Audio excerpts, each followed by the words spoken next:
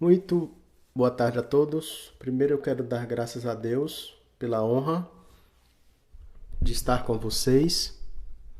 Quero dar graças aos padres da paróquia por permitir estar aqui, a todas as pessoas que organizaram esse evento. Vou compartilhar com vocês uma reflexão sobre a minha experiência com Deus. Seguramente todos vocês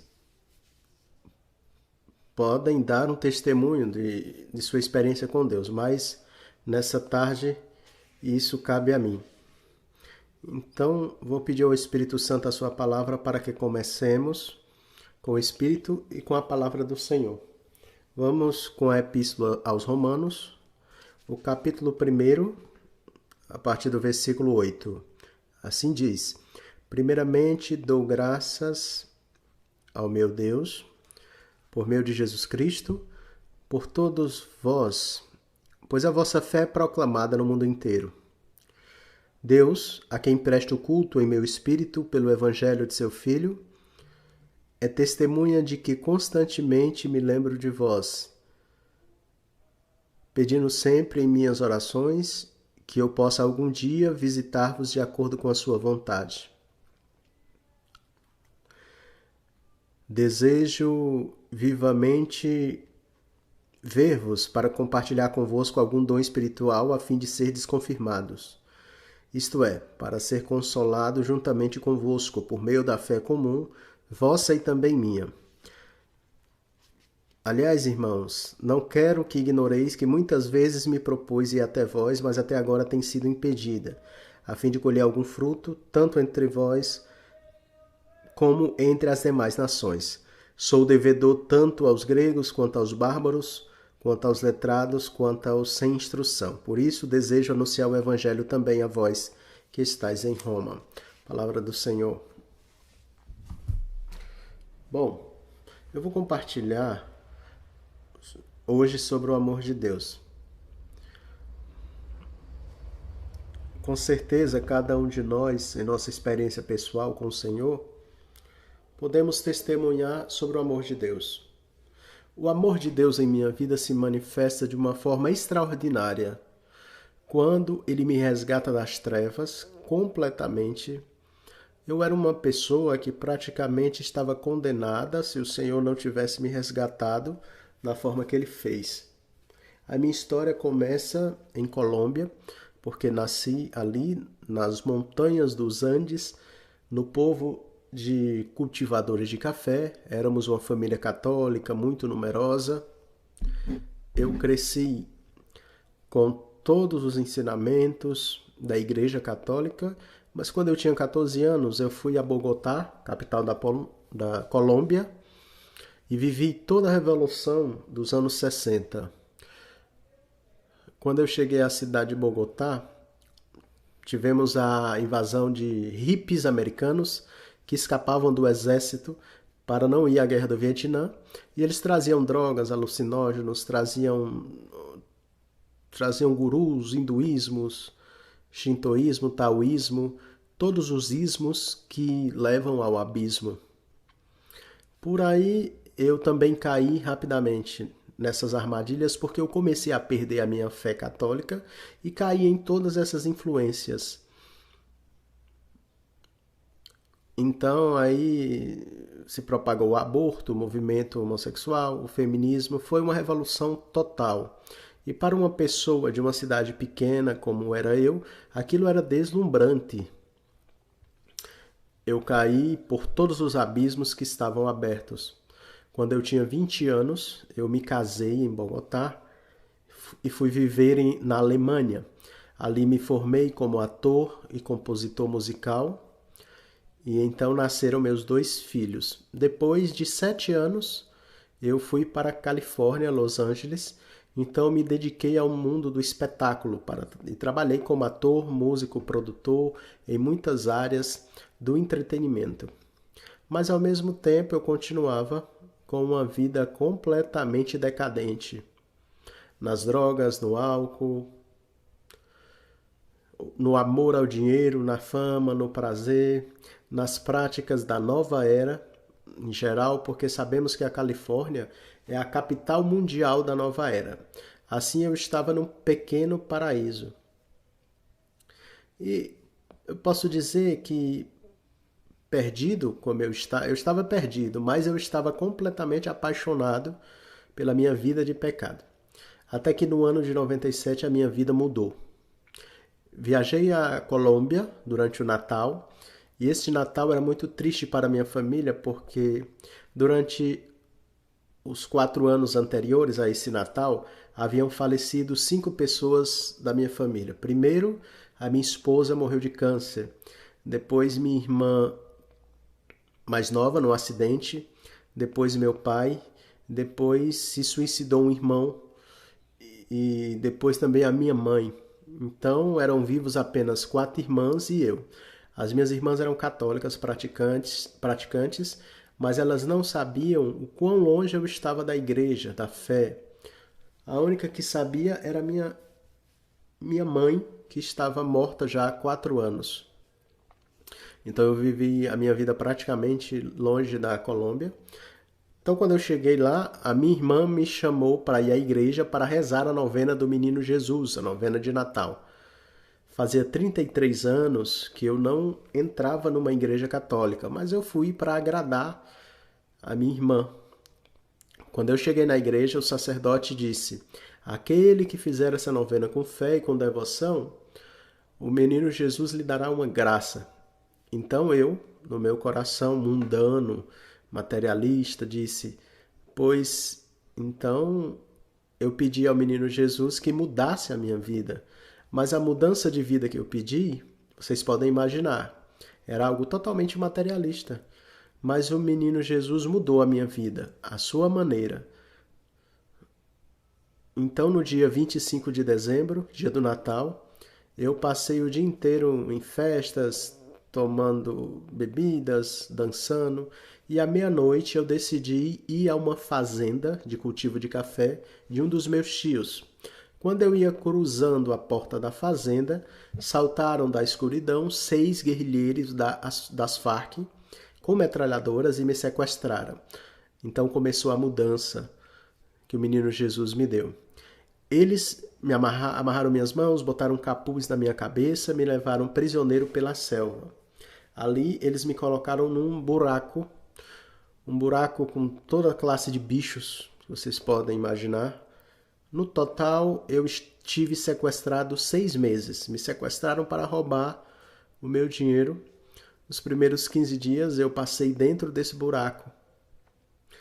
Uma vez ao dia, eles me tiravam para me dar comida e diziam que estavam esperando outro grupo de guerrilheiros para me levar para a serra mais adentro. Então passaram 15 dias. Cada dia eu estava mais débil, desesperado, estava confundido. Então no 15º dia, me tiraram do buraco, me contaram as condições do sequestro, que eu deveria lhes dar uma quantidade imensa de dinheiro. Se eu não desse, eles matariam a minha família. E também me contaram que eu estava sentenciado à morte quando eu pagasse o que eles pediam. Quando eu pagasse, eles disseram que iriam me matar. Nesse momento, eles me amarraram novamente, me encapuzaram, me lançaram no buraco e disseram que no dia seguinte eles me levariam para outro lugar. Quando eu fiquei dentro desse buraco, foi a noite em que eu tive a experiência com Deus que transformou a minha vida para sempre. Quando caí, minha vida se encontrava totalmente destruída, feita em pedaços. Eu não tinha esperança nenhuma, não tinha esperança de sair com vida. Toda a minha família estava em perigo de morrer. A guerrilha me roubou, ia me roubar tudo que eu tinha. Ou seja, era uma destruição total. Eu não tinha nenhuma esperança. Então, começou a acontecer algo muito misterioso. Estando eu consciente de estar dentro da cova, dentro do buraco, encapuzado, amarrado, mas de repente eu comecei a entrar num êxtase. Eu percebi que eu estava vendo que eu estava com 3 anos de idade no pátio interior da casa que eu nasci. Eu estava com uma madeira na mão, passeando no pátio, destruindo flores e plantas. E eu escutava a empregada da minha casa dizer que eu não fizesse aquilo, mas eu não ligava e continuava destruindo as plantas. Então, a partir daí eu continuei revivendo a minha vida pouco a pouco. Nesse dia eu tinha 47 anos. No princípio eu pensei que eu estava morrendo, porque quando a minha mãe estava agonizando, eu estava com ela. Ela teve uma experiência paliativa, falou muitas coisas e morreu. Mas eu continuei revivendo a minha vida, assistindo a minha vida. Quando eu estava entrando no período da adolescência, começou a acontecer algo doloroso, muito doloroso. Porque eu havia vivido 33 anos até aquela noite em pecado mortal, longe de Deus, e tinha a minha consciência completamente apagada. Adormecida, a minha consciência era adormecida. Mas, no entanto, começou a minha consciência a acordar. Vocês já tiveram a experiência de quando um braço ou uma perna fica dormente e quando começa a voltar a circulação do sangue, há uma dor, uma sensação incômoda?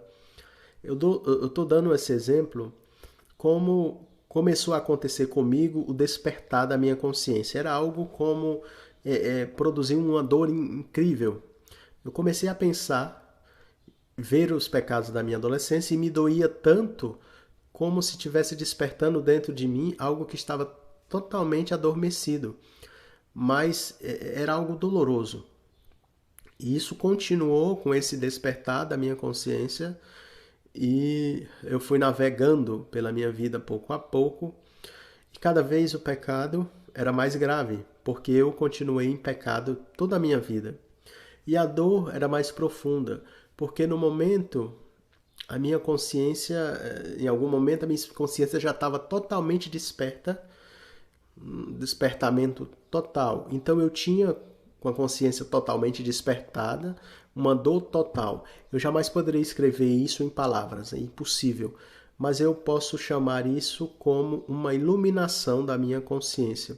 É isso que eu posso dizer e descrever, é o mais próximo que eu posso dizer da minha experiência.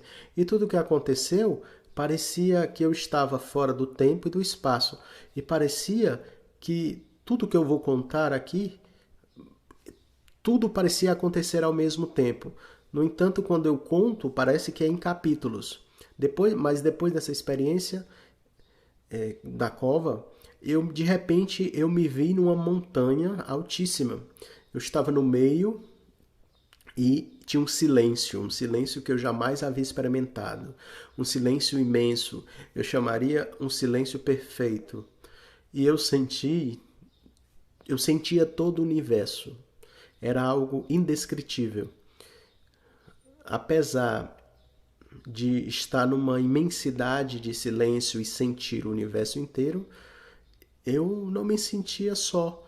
Era estranho, eu me sentia integrado a tudo. Então, por isso eu chamo isso de silêncio perfeito. Eu olhei adiante e vi outra montanha mais alta.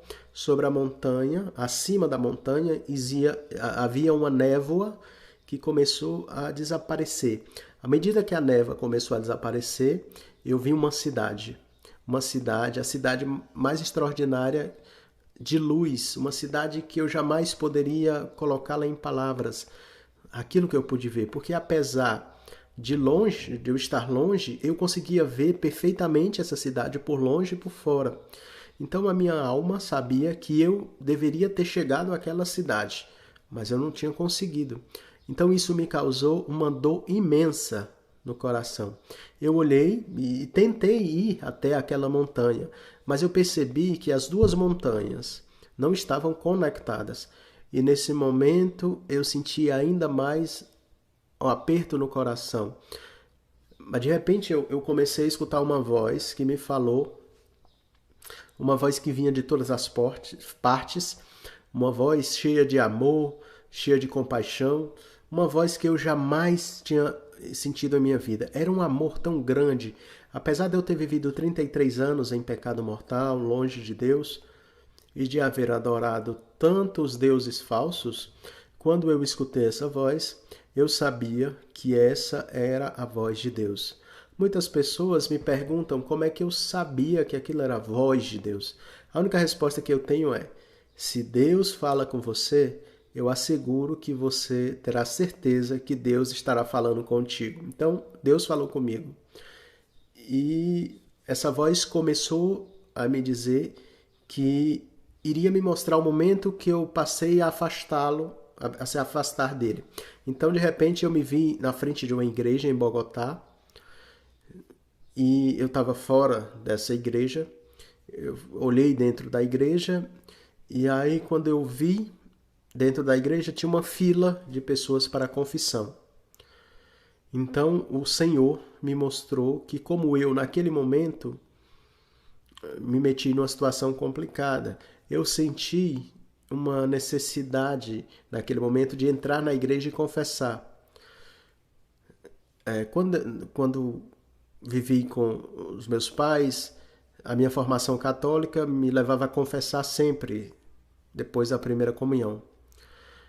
Mas quando eu fui embora e voltava a Bogotá, eu já não confessava, já não ia à igreja. Então, porque rápido eu fui impactado pelaquela cultura que eu encontrei na cidade grande. Porém, um certo dia eu estava nessa igreja e sentia necessidade de entrar na igreja e me confessar. Mas por alguma razão eu mudei de ideia. Eu não me confessei. Então o Senhor me mostrou que naquele momento eu rejeitei a igreja. Eu rejeitei o sacramento da confissão. Eu rejeitei o dom de perdoar. Eu rejeitei a Deus, obviamente. E a partir daquele momento o demônio me tomou por 33 anos, por causa daquela decisão naquele dia. Então o Senhor me mostrou todo o caminho que me levou o espírito do mal, como eu me vendi ao mundo, como ele me seduziu, como ele me envolveu em todas essas glórias terrenais e como cada vez mais eu submergia nelas e cada vez mais eu afundava voluntariamente nelas porque eu desfrutava tudo o que ele estava me entregando. Mas era muito doloroso eu ver como o Senhor estava me mostrando a partir da sua luz, porque eu estava nas trevas. Mas ver tudo isso com a luz de Deus era extraordinariamente doloroso. Eu me sentia enganado, usado, me sentia totalmente torpe. Como eu não vi, como eu não me dei conta, era algo muito difícil.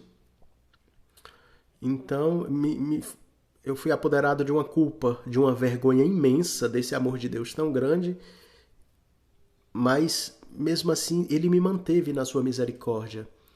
Mesmo diante da minha miséria e da minha culpa, ele manteve nesse amor, com a sua voz, com esse amor que ele estava me dando naquele momento e estava falando comigo naquele instante. Ele continuou falando comigo. Eu poderia falar muito tempo sobre o que ele me disse, mas nesse curto tempo eu vou resumir em poucas palavras algumas coisas importantes. Aquela voz, a voz de Deus, me falou da igreja e me disse que eu havia nascido católico, havia sido batizado católico porque ele me havia escolhido como católico. E me disse, a igreja católica é minha igreja, assim, com uma firmeza incrível. Então, ele me disse, a igreja católica é a única igreja. Então ele me mostrou desde Abraão tudo o que aconteceu com o povo judeu para preparar a encarnação de Jesus. Eu lhes asseguro que seria impossível descrever como ele me mostrou isso, porque eu estava vendo toda a história, mas eu não poderia dizer que eu via como um filme e nem que eu estava dentro da história. Eu só posso dizer que eu vi, que eu entendi, que ele me mostrou e é o melhor que eu posso dizer nesse momento. A questão é que eu vi com claridade todas as lutas, as batalhas, os sacrifícios, as provas do povo judeu e ele me mostrou que eles, os judeus, são nossos irmãos mais velhos e nós somos judeus cristãos e me mostra que hoje nós somos o que somos. Nós somos o novo povo de Deus, da nova aliança, que prepara a segunda vinda de Cristo, porque somos resultado de todo o sacrifício, desde o povo judeu até agora. Então, é algo que o Senhor me mostrou.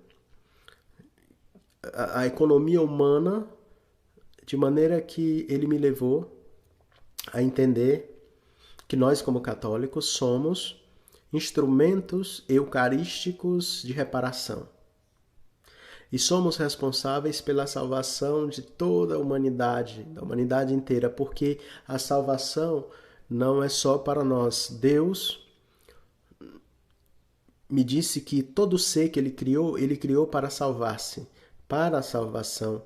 Mas nós, assim como os judeus, que era um povo pequeno comparado à população mundial que havia naquela época, de todas as maneiras, os judeus trouxeram a bênção maior da humanidade, que foi o Messias. Então, da mesma forma, nós, que somos um povo pequeno comparado às bilhões de pessoas que há no mundo, nós somos encarregados de preparar essa segunda vinda de Cristo, mas também de promover uma reparação para a salvação das almas que estão conosco nesse mundo.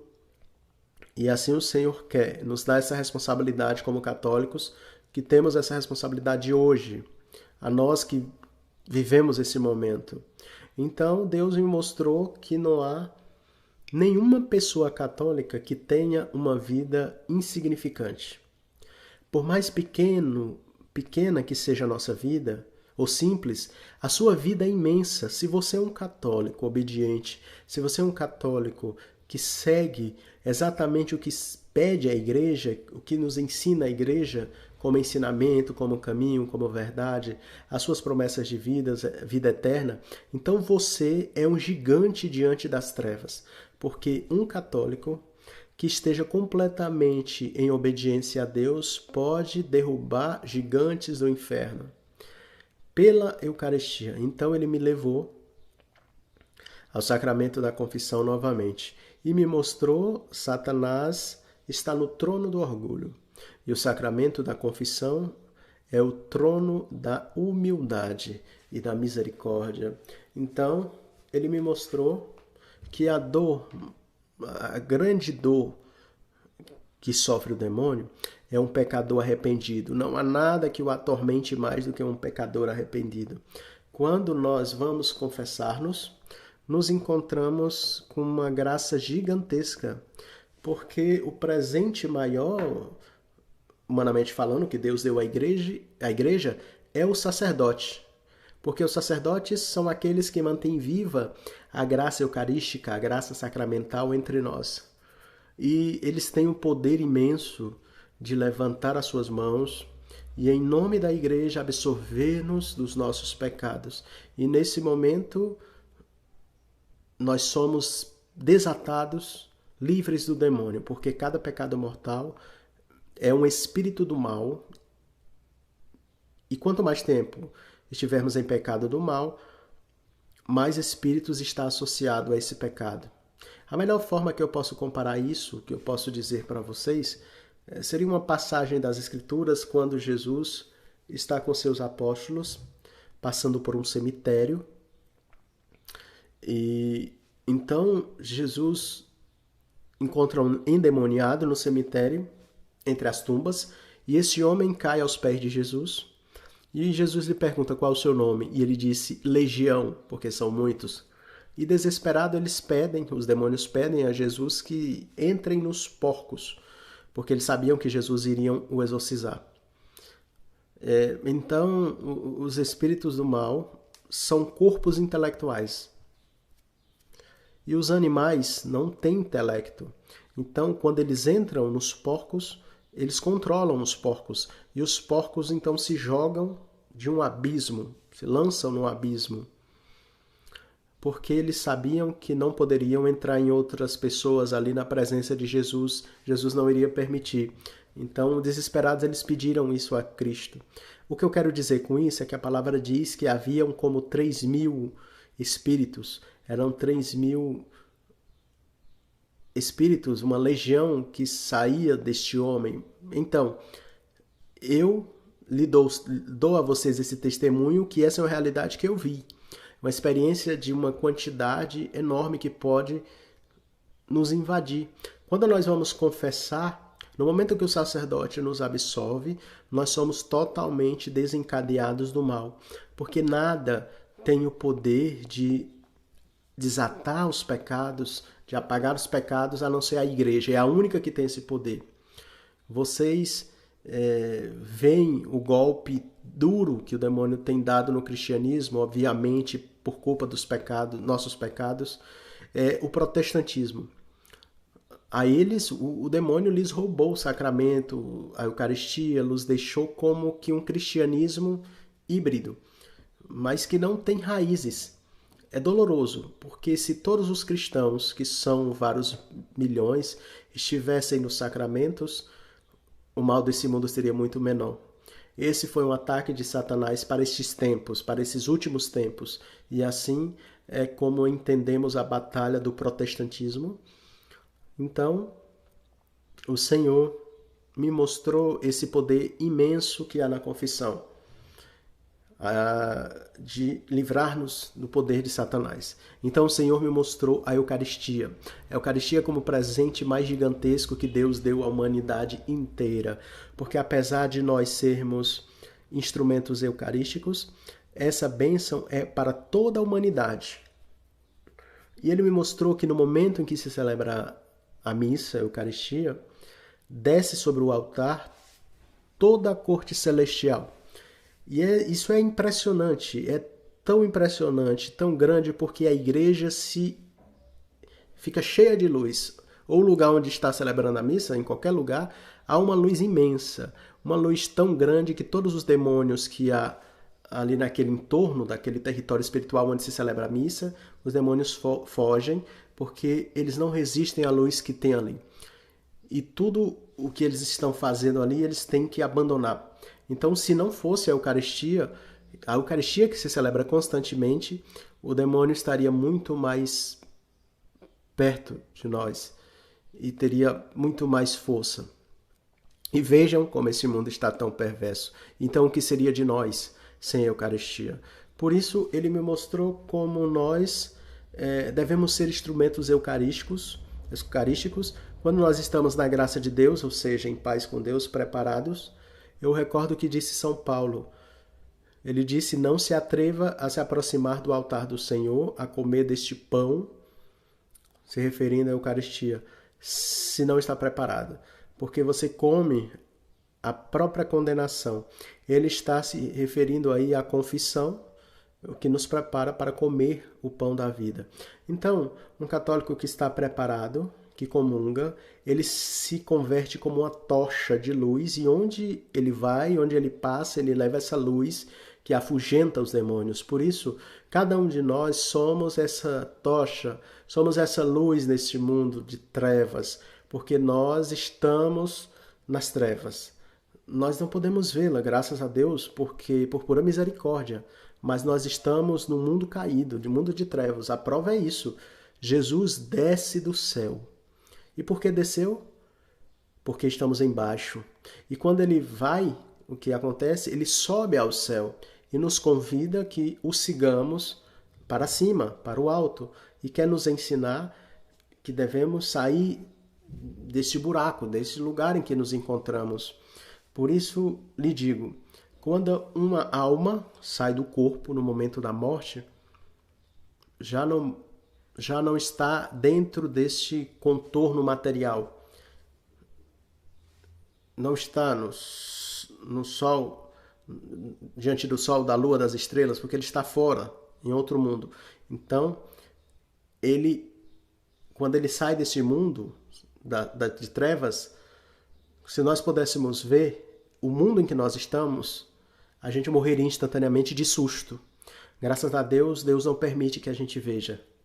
Então, quando uma pessoa está na graça de Deus, tem a força do Espírito Santo em sua vida, no seu coração, no momento da morte, ele vai ser iluminado com essa luz, porque o demônio não pode enganar. Até o santo mais santo se encontra com uma última batalha contra Satanás, que é a morte. Todos teremos que travar essa batalha. Quando a gente sai do corpo e passa por essas trevas, saindo desse mundo, nós temos a força do Espírito Santo que nos tira desse lugar tenebroso e nos leva à luz.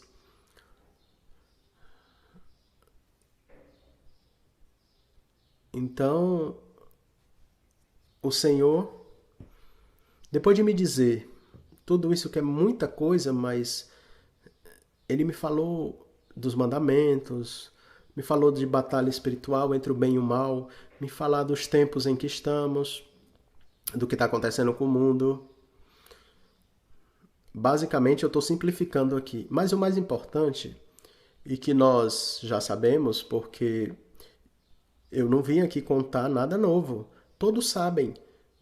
O que eu sou é apenas um testemunho, uma testemunha ocular de algo sobrenatural que normalmente nós não vivemos. Porque o mundo espiritual, eu vi o que acontece no mundo espiritual, o que acontece depois dessa vida. Então eu tenho esse testemunho da realidade do que a Igreja Católica já ensina, que Jesus Cristo nos revelou, que é a existência do inferno, do purgatório, a existência de Satanás, do seu exército, como uma pessoa real, espiritual, inimigo das almas. E tudo isso é o que o Senhor me mostrou. Logo ele me colocou em um lago, com água até a cintura. Então, à frente desse lago, havia uma rocha imensa. E essa rocha parecia muito preciosa, como ouro. Perto dessa rocha, em cima, havia um homem que não me olhava, ele olhava de lado. Eu não sabia quem era a princípio. Então eu olhei para o lago e comecei a ver espíritos, e esses espíritos eram espíritos do meu pecado por 33 anos. Eu vi no lago os espíritos. E a minha alma conhecia cada um desses espíritos. E eu tinha uma relação direta com cada um daqueles espíritos que eu estava vendo naquele lago. Era como se eu visse o pecado vivo nesses espíritos. Se eu tivesse confessado, com a graça de Deus, esse lago onde eu estava não teria nenhum espírito mau. Eu não posso contar a quantidade enorme de espíritos que haviam ali naquele lago.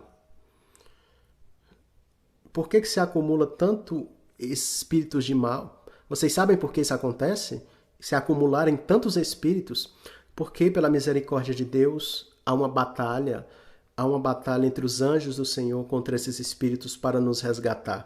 E todos os dias o demônio cuida também de amarrar-nos, de trazer mais espírito para reforçar as cadeias das vítimas que ele tem, porque ele quer nos levar ao abismo.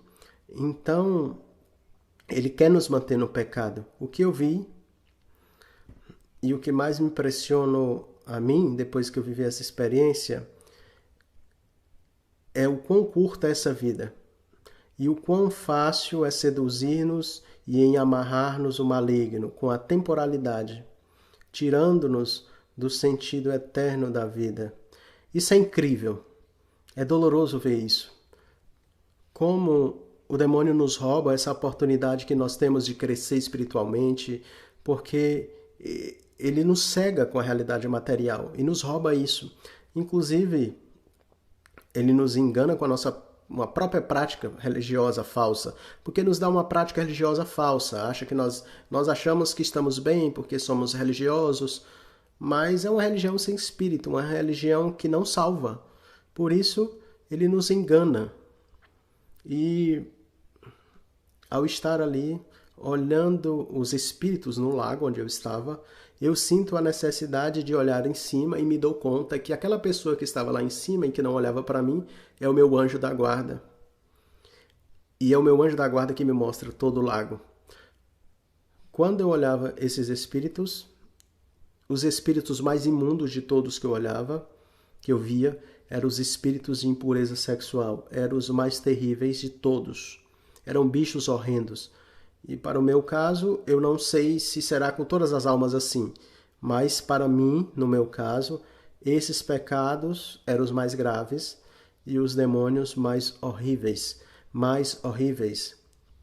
Então, quando eu estava vendo aqueles espíritos, logo começou eu comecei a ver coisas boas da minha vida. Então o anjo da guarda começou a me mostrar. E ele então ficou com o rosto bem alegre. Ele me mostrou, eu tinha 12 anos, comecei a ver eu com 12 anos, e eu estava numa procissão da Virgem Maria. Na minha frente tinha 4 jovens levando uma estátua da Virgem Maria numa procissão, e eu atrás tocando um trompete. E eu comecei a ir nessa procissão, quando eu tinha 12 anos, tocando para Nossa Senhora. E eu vi este momento. E o anjo continuou me mostrando, por 4 ou 5 anos da minha vida, várias procissões que eu participei como trompetista. Procissões para Nossa Senhora, procissões para Nossa Senhora. E o anjo foi me mostrando como o Senhor utilizou todo esse serviço que eu fiz à igreja. Ele utilizou como uma economia de graças para proteger-me de perigos gigantescos durante todos os anos que eu vivi no pecado. Se a gente soubesse o amor tão grande que Deus tem por cada um de nós estaríamos tão felizes, porque nós teríamos a esperança sempre desse Deus que nos ama, que nos quer que nos salvemos e que quer isso e para isso nos criou, um Deus amoroso, um Deus incrivelmente terno. Se Deus me resgata e resgatou a mim, que sou um dos pecadores mais espantosos, Ele pode resgatar qualquer um, porque esse amor é muito grande. Então Ele utilizou tudo isso que aparentemente era insignificante, eu tocar numa procissão quando criança, Ele usou isso para me proteger como um bem na minha vida. Tudo isso Deus utilizou para o meu benefício. O Senhor usa as coisas mais pequenas, coisas boas que nós fazemos em nossa vida para salvar-nos de tragédias gigantescas. Assim, a gente vê como Deus é bom. Se soubéssemos o que nos espera ao final dessa vida, se obedecêssemos a Deus, se vivêssemos uma vida inteira santificada, se a gente soubesse o que nos espera depois da morte, nós passaríamos a vida inteira de joelhos, porque o que nos espera é uma vida maravilhosa. E foi isso que transformou a minha vida radicalmente. Porque o culto que eu fazia ao mundo, as coisas materiais, todas essas coisas se transformaram para mim em lixo, porque eu não tenho mais nenhum interesse nas coisas do mundo, porque eu conheço o que vem, eu conheço o que, eu vi o que permanece. Como diz São Paulo, o que vemos é temporal, mas o que não vemos é o que permanece, o Espírito. Então, nós devemos ter os nossos olhos, nós temos nossos olhos no temporal e perdemos a nossa visão da vida eterna. Isso é um erro terrível. Então, de repente, a rocha onde eu estava, a rocha que eu via, se encheu de luz. E quando essa luz chegou à rocha, eu sabia que essa luz era Jesus. Mas eu sabia que eu não podia olhar para ele, porque eu estava dentro do lago com todos os espíritos de pecado. Até que eu olhei para a esquerda e eu comecei a ver que todos os espíritos do lago continuavam conectadas a milhões de espíritos que seguiam até um abismo. Eles estavam todos juntos. E no abismo, eu olhava para esse abismo e via almas condenadas. No princípio do abismo, as almas perdem a sua voz e fazem barulhos como animais. E o pior de tudo é que eu via perfeitamente tudo que o demônio estava fazendo com a minha vida e para onde ele estava me levando. Estava tudo traçado. O Senhor me permitiu ver para onde o mal me levava. Eu iria para aquele abismo. E eu tive certeza que o abismo era o caminho que estava determinado para mim.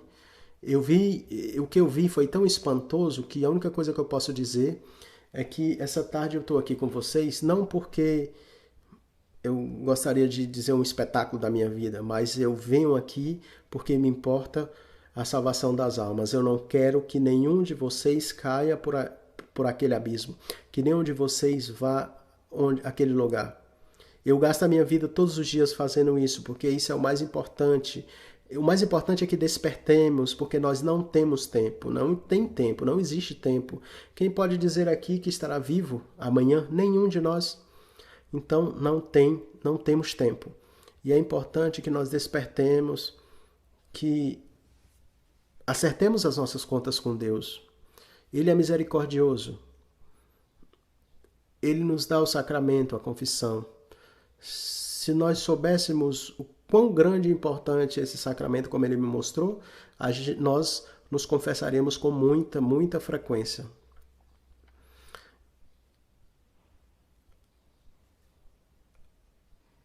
Eu me refiro, em relação à difissão, que nós devemos ter uma vida espiritual disciplinada, com um crescimento espiritual digno de um católico que está buscando a Deus e buscando ser obediente a Deus.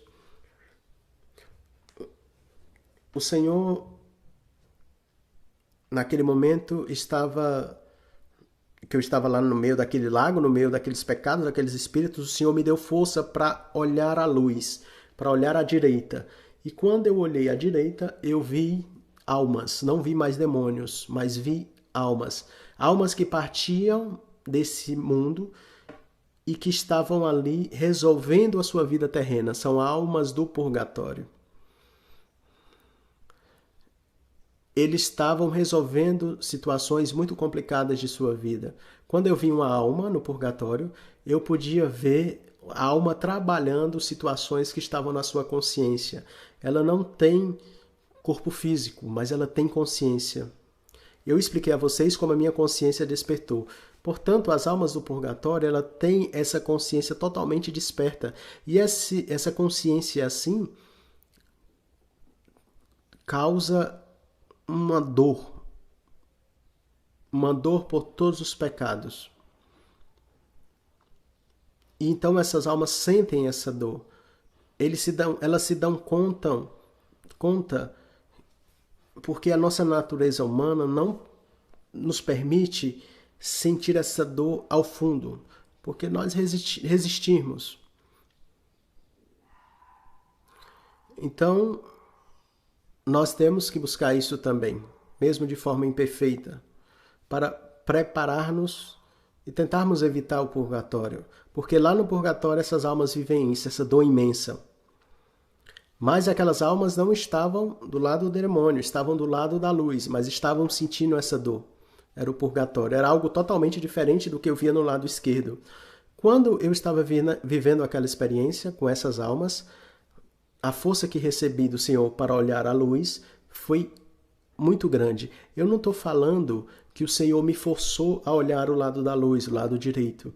Mas o Senhor me deu uma força que me levou a olhar o que era impossível, porque eu estava numa escuridão tão grande, por culpa, por vergonha, estava com os espíritos do mal, que eu não conseguiria por mim mesmo, mas recebi essa força de Deus. Então, eu estava na presença dos meus pecados, amarrado por espíritos que eram pessoas e que eu tinha uma relação com eles, que era incrivelmente doloroso para mim, terrível, mas mesmo assim ele me deu essa graça. Então eu fui envolvido por o amor de Deus, apesar de eu estar sepultado naquela escuridão. Ele queria que eu olhasse a luz, e olhando a luz, olhando aquela luz, fiquei totalmente encantado com a luz. E pouco a pouco, aquela luz, eu comecei a ver a pessoa de Jesus. Eu vi perfeitamente, totalmente cheio de luz.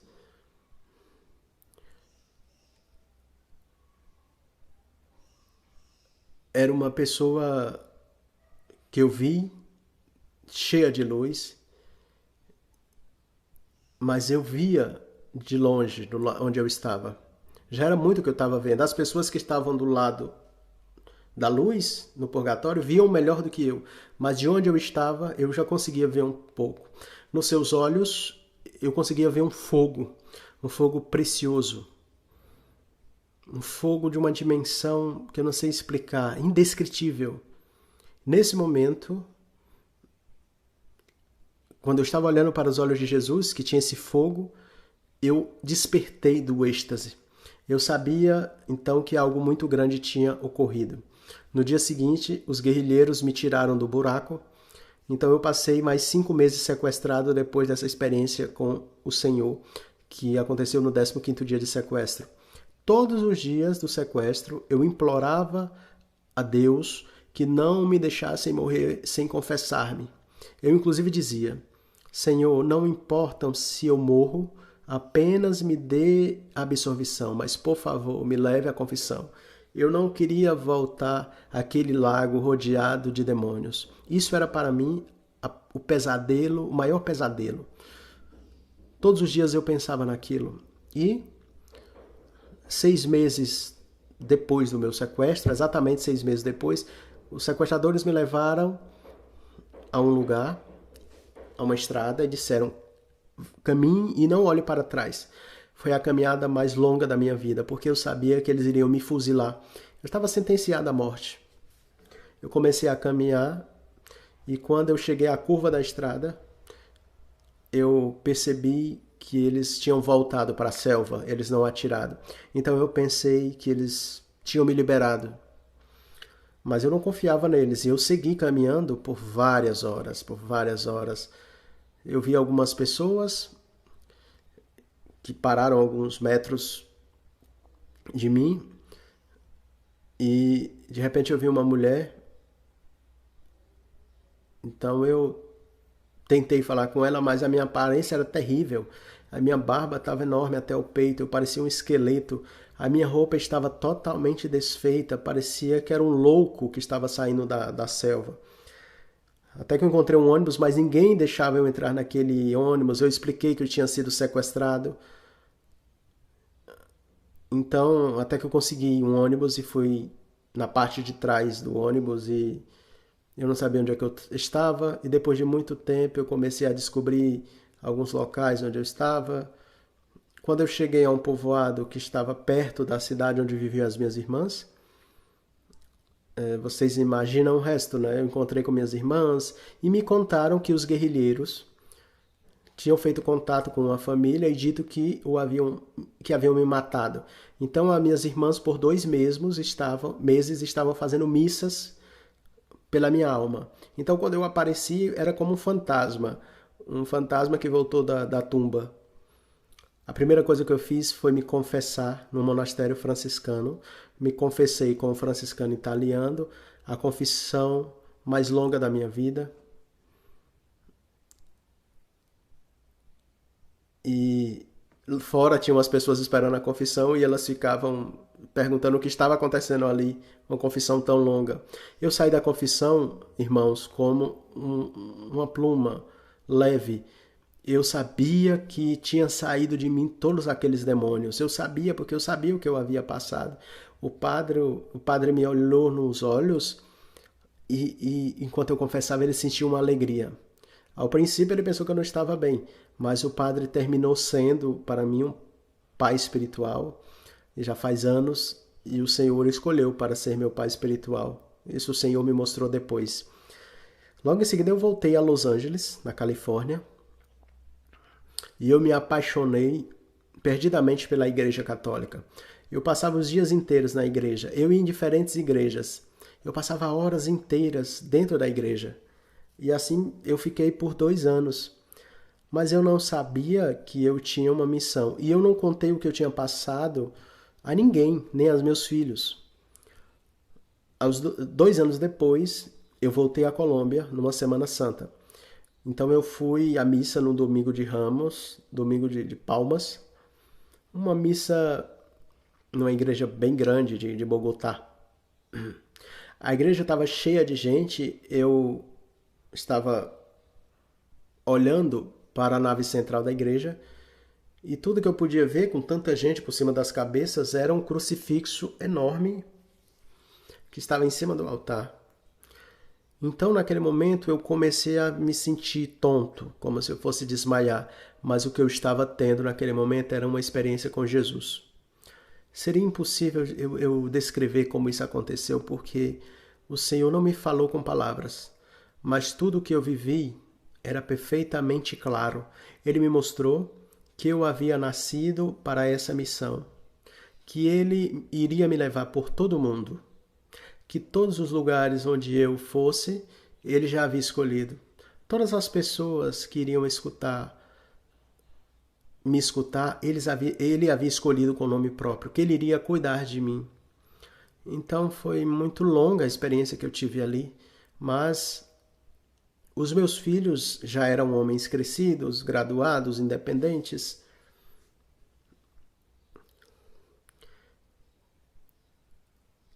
A guerrilha me havia roubado tudo que eu tinha. A minha esposa estava morta já há 5 anos, então eu estava preparado para o chamado que me fez o Senhor. Ele tinha um plano perfeito. Eu deixei minha carreira artística e me converti em missioneiro leigo. E fui servir nesse ministério que o Senhor chamava, é o ministério profético. E assim foi como eu comecei a viajar pelo mundo. Nunca para me promover. E não me canso de chegar em todos os lugares que me convidam. Eu já fui nos 5 continentes até o momento. Até o momento já fui em 114 países. E isso que faço todo o tempo e farei até que o Senhor me chame.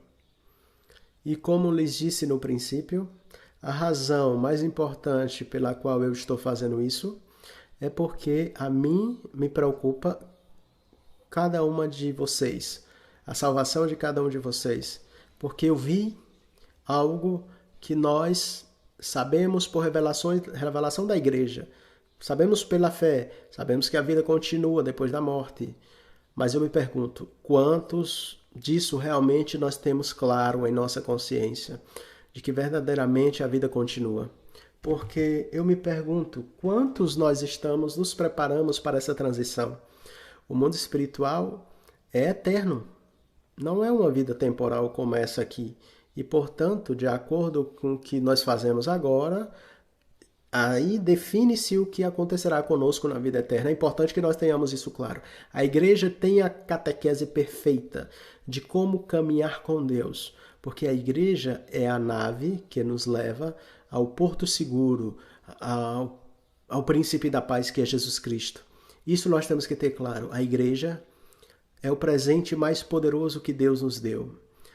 A nossa igreja é o templo de Deus, a única igreja. Isso é algo que eu não li num livro, não é algo que nenhum ser humano me contou, é algo que eu ouvi e vi diretamente do Senhor. Para mim, que fui uma pessoa longe de Deus por tantos anos, que pratiquei tantas religiões falsas e cultos falsos e coisas da escuridão, para que eu voltasse à igreja e fosse um católico hoje, tinha que ter um milagre. Era a única maneira, porque uma pessoa como eu, ninguém haveria convencido, nenhum ser humano conseguiria. Por isso que o Senhor fez comigo foi transformar a minha vida, porque o Senhor me apareceu sim. Apareceu a mim, o mais miserável de todos. Isso para mostrar-nos como é grande o amor de Deus. Por isso ele faz coisas absurdas. Tem pessoas que me perseguem por causa do meu passado e querem me desacreditar pelas coisas que eu disse e fiz no meu passado. Então falam mal de mim. Querem me fazer dano ao meu apostolado. Isso faz parte da luta do demônio. No entanto, isso é uma carga que eu tenho que levar, porque são as consequências do que eu vivi antes da minha conversão. Então, dizem que eu era assim, que eu fiz aquilo, e eu digo, sim, eu era assim, mas hoje eu tenho uma nova vida. E as pessoas que usam o meu passado para atacar o meu presente, elas terão que prestar contas a Deus. No entanto, é a natureza do meu ministério. Eu tenho a alegria de contar-lhes que nunca eu tive mais paz, mais alegria, mais gozo em minha vida do que tenho desde que eu tive a minha experiência com Deus. Porque Ele me tirou toda a angústia dessa vida, me tirou todo o afã que eu tinha deste mundo, me tirou A sedução em que eu estava envolvido pelas coisas materiais me tirou o amor do pecado tão horrível. Não quer dizer que eu sou santo. A mim me toca levantar todos os dias para lutar contra a serpente, porque todos os dias a serpente me quer devorar, e a todos nós, como diz São Pedro, é como um leão que ruge querendo nos devorar. E assim é. Mas ele está derrotado. E eu lhes digo que Satanás é uma pessoa, existe, tem um exército numeroso. Uma terça parte dos anjos caíram, então é grande o seu exército, miríades, mas ele está derrotado. Isso ninguém pode duvidar. Nós infelizmente damos poder ao demônio com o pecado. É o único poder que ele tem, porque ele contra nós não tem poder. Nós é que damos poder a ele pelo pecado. Isso é triste, porque o que vi na minha vida, o que mais me doeu quando Deus me falou no princípio e me mostrou como ele me enganou, como o demônio me enganou. E a tristeza era de ver que eu voluntariamente caminhei para ele, voluntariamente me deixei seduzir. Isso foi o que mais me doeu, porque é absurdo. É absurdo que nós mesmos nos associemos com essa imundície. Por isso lhes digo, se vocês pudessem ver uma só vez, um pouquinho o que é o demônio, nunca pecariam, jamais pecariam. Porque eles são imundos, imundos, horríveis. E ter essas criaturas de sócios, de companheiros de nossa vida, por favor, não dá para entender. Estamos nas trevas, mas nós temos a luz do Espírito Santo. Nós somos a luz deste mundo perverso. Nós somos com a esperança da salvação de muitas almas. Por isso, como católicos, nós temos que despertar a responsabilidade que nós temos. Quando você estiver na presença do tribunal de Jesus, você terá um juízo diferente do que tem uma pessoa que não é católica, porque a quem mais foi dado, mais será cobrado. E nós temos essa responsabilidade. E ao mesmo tempo, essa bênção, essa graça. Então, se você santifica a sua vida, você é um guerreiro gigante nessa batalha espiritual. Eu lhes asseguro, se vocês transformam suas vidas, sejam obedientes a Deus, se querem se santificar com uma vida de oração sacramental, uma vida de serviço incondicional, vocês nunca se arrependerão. Porque ao final dessa vida, vocês verão o grande que é poder se elevar e sair dessas trevas. Porque essa luz, essa santidade a qual os demônios rejeitam, isso é importante, isso que nós devemos alcançar. Cada um de nós pode fazer isso. Nós temos a fortaleza. Deus nos dá a fortaleza, nos dá o Espírito Santo nos ama, nos acompanha, nos guia, nos fala. Nós temos que ter esse coração limpo, preparado, para poder escutar a voz do Senhor que nos fala permanentemente em nosso coração. E nós devemos ter um amor incrível por nossa Igreja Católica. A nossa Igreja é preciosa, é poderosa, é Deus vivo, nos traz Deus vivo entre nós. E também temos que orar muito por vocações sacerdotais, por vocações santas sacerdotais, por vocações religiosas e vocações religiosas. Há escassez de vocações no mundo inteiro, em alguns casos excepcionais, mas em geral nós estamos perdendo vocações por todas as partes. E o mais importante em nossa vida, em nossa igreja, são os sacerdotes e os religiosos que estão em reparação permanente ao Santíssimo, especialmente os de clausura.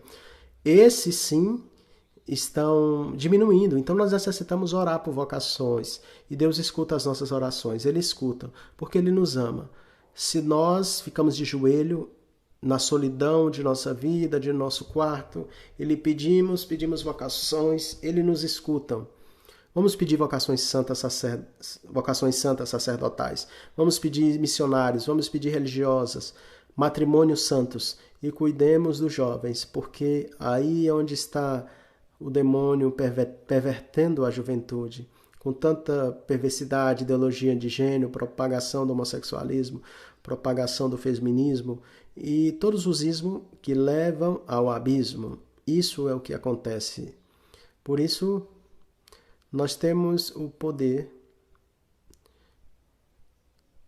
Nunca pense que a sua vida é insignificante. A sua vida é muito importante, porque nós somos instrumentos eucarísticos.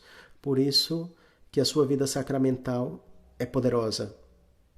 Você é um aliado que está unido como uma unidade perfeita com a vida sacramental, para que sintas a força e o poder que Deus nos dá através da igreja. Que o Senhor nos abençoe. Eu peço ao Espírito Santo de uma maneira especial, neste tempo, aqui em Madrid, nessa igreja de Santo Agostinho, que é uma honra grande estar aqui na Espanha, especialmente nessa cidade de Madrid, que eu gosto muito, e pedir ao Espírito Santo que se derrame em graça sobre cada um de vocês, para que transforme os corações e nos faça santo, que lhes dê a realidade espiritual do importante que é santificar a vida e viver em obediência a Deus, sem importar o que o mundo perverso nos diga e nos persigam. É uma honra que sermos perseguidos porque somos de Cristo, porque amamos ao Senhor, porque lhe obedecemos ao Senhor. Amém.